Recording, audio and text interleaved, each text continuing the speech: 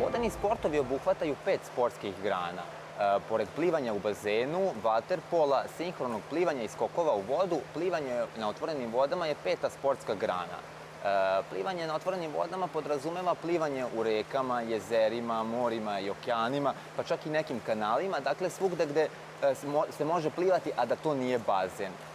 Maratonsko plivanje obuhvata samo trku na 10 km u otvorenim vodama, dok je plivanje u otvorenim vodama može da se praktikuje u bilo kojim deonicama, bilo kojim distancama, međutim ono što je jedino bitno je da se to održava napolju.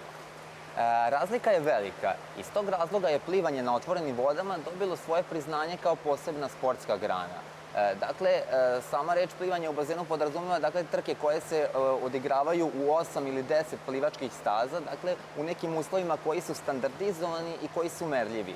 Međutim, kod plivanja u otvorenim vodama uslovi nisu standardizovani i nisu merljivi, tako da rezultati mogu da variraju.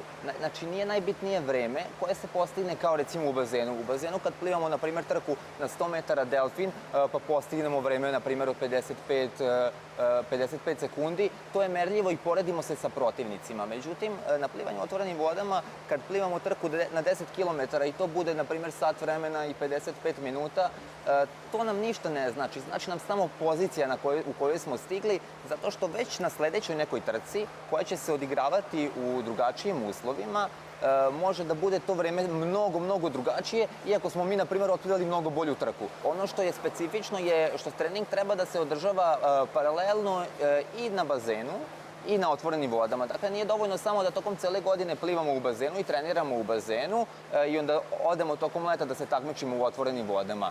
Čim nam uslovi to dozvole, mi moramo da počnemo da treniramo i na otvorenim vodama.